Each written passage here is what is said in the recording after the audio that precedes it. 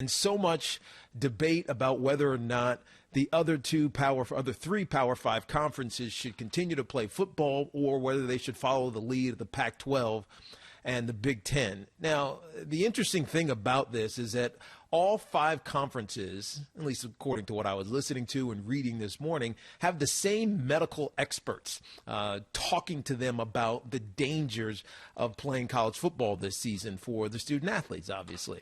And again, we're talking about college football, but this applies to all college sports, all fall sports. That's volleyball and field hockey and men's and women's soccer, etc. But what we focus on, obviously, is college football. I just don't want to leave out those guys because that goes into the conversation. That goes into the decision of the presidents and the members of the NCAA. Now, here's the issue. It seems like whenever something goes awry, something is amiss in college sports, we turn right towards the NCAA and blame them. Whether it's a misguided investigation into some university's wrongdoing, whether it's a too harsh of a show cause penalty on a coach who maybe had some interaction with the student athlete that got paid or whatever it may have been, whatever the situation is, including this one in the coronavirus pandemic, the criticism always falls on the NCAA and Mark Emmert, who is the president of the NCAA. And we ask the question and we scream it. Why isn't the NCAA doing more? Why isn't the NCAA giving more guidance to the universities and the athletic directors and the coaches about what they should do? Shouldn't you collectively have some direction, leadership towards these institutions? We know what it's been. It's been the presidents, it's been the ADs and the coaches kind of going at their own. And Mark Emmert even said this a few weeks ago. Each conference is going to make their own decision. Each institution is going to make its own decision. And it got me thinking about why is this always this way? Why are we always criticizing the NCAA, and how come they can't seem to get it right? Well, it only takes a little bit of digging to figure out why. And I haven't heard this talked about a lot. And maybe people understand this, maybe they don't. But I got a lot of clarity just looking into what the NCAA is really all about. Now, we know how it formed, many, many eons ago. It was to help protect the student athlete because they literally were getting beat up and having skull fractures, and they almost canceled the sport. And so a governing body came in. But the governing body is really just an association. It's a member organization that teams, or not teams, but universities and colleges can join. Now, I didn't know how many there were. I mean, I thought, look, we know about the Power 5 conferences. We know about the Group of Five. We know that there is, D2 and D3 schools. But I didn't realize that there were 102 conferences in the NCAA. There are 1,098 member colleges and universities in the NCAA. It's a strong, robust body that represents almost 58,000 student athletes every single year. Now, those numbers I tell you on purpose because it's informative about why we are always criticizing them. So, say something happens, like the coronavirus, which is devastating not only to our country and people's lives and the world, but certainly to our activities. The NCAA basketball tournament was canceled. All of the conference tournaments, they were canceled in the immediate aftermath of the coronavirus, and rightly so, because we had no idea. We didn't know what the dangers were going to be towards fans, towards students, towards coaches, towards anyone. So it was the right idea. But it's been almost 20 weeks since that happened. And to the date, we haven't had much guidance from the NCAA, this governing body. And the reason is because it is too big. The NCAA is too big to govern the interest of the individual institutions. Here's the example. If you are Randolph-Macon, which is a D3 school down near me, where I grew up in Roanoke, Virginia. It's not in Roanoke, but it's just outside of Roanoke, Virginia. If you are Randolph-Macon College and you have a football team, are you on par with the national champion LSU Tigers? I don't think so. You're your 2,000 students don't compare to the 25,000 undergrads at LSU. And as a result, your football program, which is kind of just let's go have fun and do this. And yes, it's intercollegiate activities.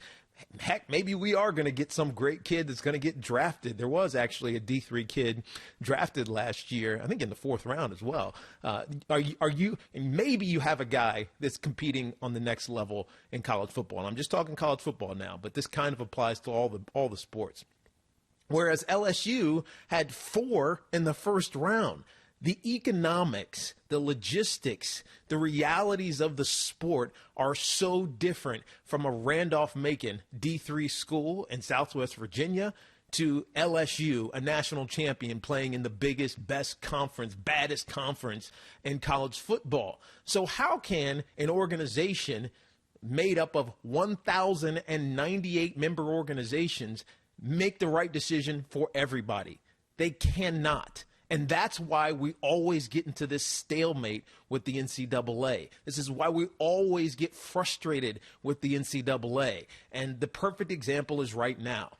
The NCAA has no idea what to do, because what they need to do in order to service the LSUs, or the SEC, I should say, or the ACC, or the Big Ten, or the Big 12, or the Pac-12, these major Power 5 conferences that drive tons, millions of dollars of revenue, $65+ million of revenue per year, compared to the Randolph-Macon that might lose $2 million a year trying to play intercollegiate athletics.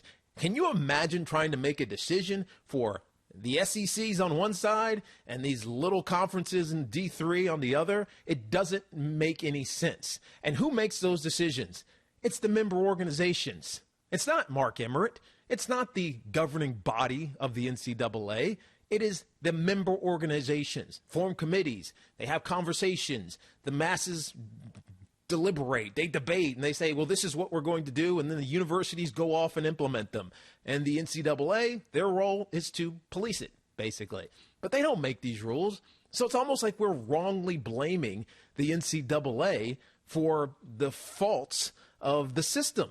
Now, I say that they're too big because when you have 1,098 presidents trying to make determinations for the masses, it doesn't make sense when you really just need to focus on the money side on one part, and then on the health and well-being of students on the other. Now, a lot of people will say, well, what's the point, right? What's the point? What would be the point of separating?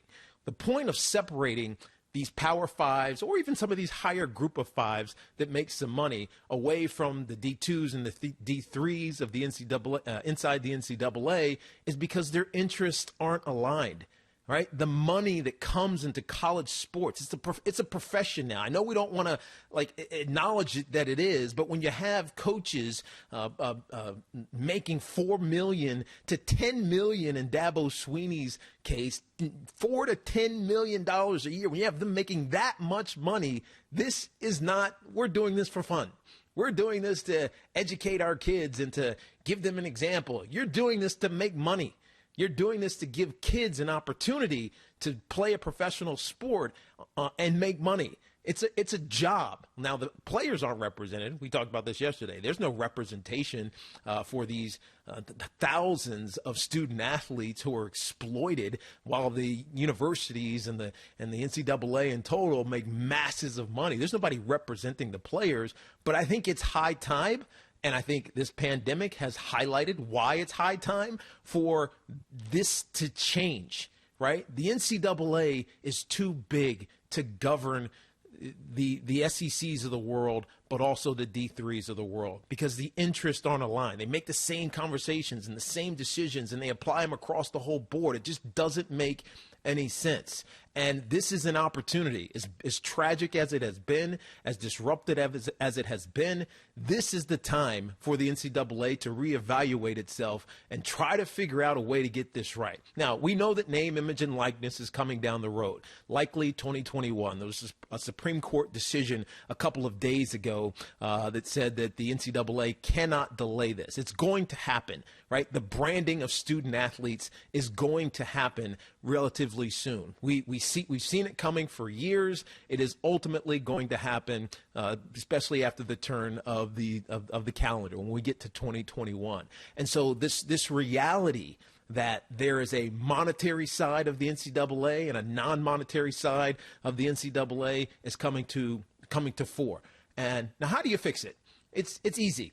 You have the teams or the universities that want to break away, that realize that there is an enormous economic benefit towards having, I almost said professional, college sports, big-time college sports that brings in revenue, go and create a governing body that they can all be a part of and let their interest work for themselves. That's the only way that this is going to work going forward. Because right now, what do we have? We have college coaches from Ryan Day to Nick Saban to Dabo Swinney, all of them saying we want to play. And Dabo still is, but Ryan Day is not, because they couldn't coordinate on what was right and what was safe. And I know that there are serious issues, but how can they get the same medical data and then one conference say, we're done for the year, maybe we'll play in the spring, and then another say, well, we're going to keep going forward. We're going to keep playing.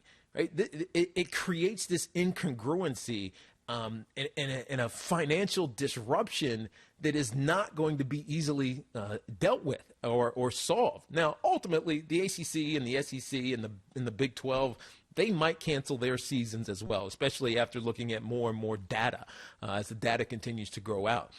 But there has to be a way. There has to be a way for this entity, which has always been criticized, to evolve into the realities of right now. The realities that have been developing for the last decade or so, when the NCAA started driving hundreds of millions and I think to this point $1 billion in revenue from big-time sports. This is a business. This is not about, well, we're going to, enrich our student body. Yeah, I know that some students don't care, some professors don't care, but how many non-athletes of a university, even let's take my university, the University of Virginia, take pride in the fact that UVA men's basketball won a national championship? Of course you do. It's just bragging rights. You feel it, right? It was something that you were a part of that had ultimate and great success. Right? There's a utility to that. There's obviously a financial benefit to that as well, because you go buy your kid a hat or a sweatshirt, or you actually go to Minneapolis and go watch the NCAA tournament. I was there. There were hundreds and there were thousands of UVA alum there. You can't tell me, and not all of them were athletes, you can't tell me that's not a benefit to my university. You can't tell me that LSU doesn't derive a benefit. The university, not just the athletic program, the university, from winning a national championship. Just like the University of Alabama and all the national champions that have come before, there is an economic disconnect between the big Power Fives, even some of these Group of Fives, and the D3s. But they're all in the same pot. They're all in the same pot, governed by the NCAA. It's too big. The only way this gets done, if you come to the reality that it needs to be separate. And I hate to say it because it almost flies in the face of amateurism. But don't we all know that amateurism is a fallacy by this time? I think we do. Thanks for watching. Make sure you like and subscribe, and don't forget to hit that bell to be notified when we drop fresh content.